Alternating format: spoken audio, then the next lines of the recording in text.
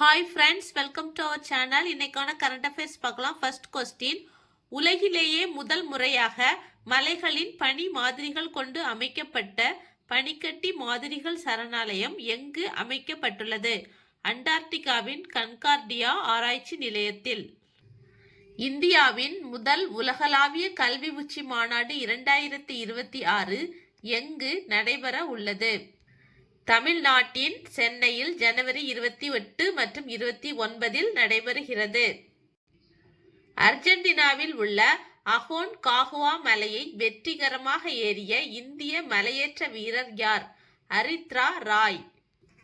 இந்திய ரயில்வேயின் மிக உயர்ந்த சேவை விருதான அதி விசிஷ்ட் ரயில் சேவா புரஸ்கார் விருது யாருக்கு வழங்கப்பட்டுள்ளது? RPF காவல் ஆய்வாளர் சந்தன சின்ஹா அவர்களுக்கு. ஃபிஃப்த் கொஸ்டின், அமைப்பு சாரா துறையை சார்ந்த பணியாளர்களுக்கு மாதம் ரூபாய் 5000 வரை ஓய்வூதியம் வழங்க வகை செய்யும் அடல் ஓய்வூதிய திட்டத்தை 2030-31 நிதியாண்டு வரை நீட்டித்து மத்திய அமைச்சரவை ஒப்புதல் அளித்துள்ளது. குறைந்தபட்சம் 1000 முதல் அதிகபட்சம் ரூபாய் 5000 வரை 60 வயதுக்கு பிறகு ஓய்வூதியம் கிடைக்க இந்த திட்டம் வழிவகை செய்கிறது. இந்திய சிறு தொழில்கள் மேம்பாட்டு வங்கிக்கு பங்கு மூலதன தொகையாக எவ்வளவு நிதியை ஒதுக்கி மத்திய அமைச்சரவை ஒப்புதல் அளித்துள்ளது? ரூபாய் 5000 கோடி. பெண் குழந்தைகளின் நலனை கருத்தில் கொண்டு மத்திய அரசு தொடங்கிய திட்டம் எது? சுகன்யா சம்ரிதி திட்டம் அல்லது செல்வ மகள் சேமிப்பு திட்டம். இத்திட்டம் தொடங்கப்பட்ட ஆண்டு 2015. இத்திட்டத்தின்படி வங்கியில் சேமிக்கும் தொகைக்கு 8.2% வட்டி வழங்கப்படுகிறது.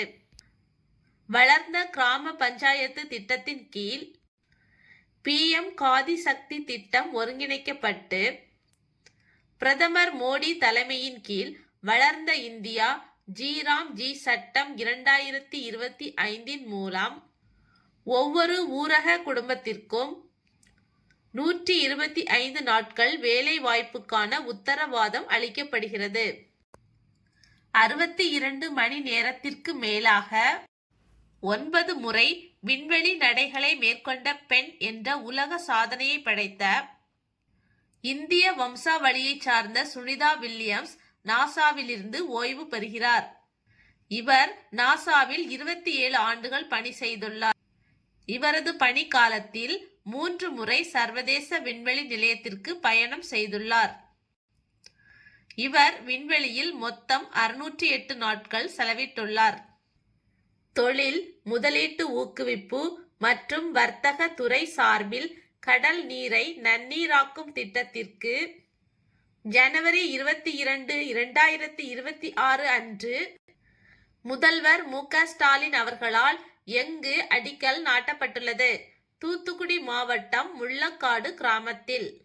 இத்திட்டத்தின் கொள்திறன் 60 மில்லியன் லிட்டர். திட்டத்தின் மதிப்பீடு 2292 கோடி ரூபாய். 2025-26 ஆண்டுக்கான இந்திய திறன்களுக்கான வடகிழக்கு பிராந்திய போட்டி எந்த மாநிலத்தில் நடைபெறுகிறது? அஸ்ஸாம். தோஸ்தி 17 பயிற்சி என்பது எந்தெந்த நாடுகளுக்கு இடையே நடத்தப்படும் ஒரு முத்தரப்பு கடலோர காவல்படை பயிற்சி ஆகும்? இந்தியா, இலங்கை மற்றும் மாலத்தீவு. 13th கொஸ்டின், 2026 ஆண்டுக்கான ஆசிய உற்பத்தி குறியீட்டில் இந்தியாவின் தரவரிசை என்ன? 6வது இடம். 14வது கொஸ்டின், 2026 ஆண்டுக்கான இந்திய குடியரசு தின அணிவகுப்பின் மைய கருப்பொருள் என்ன?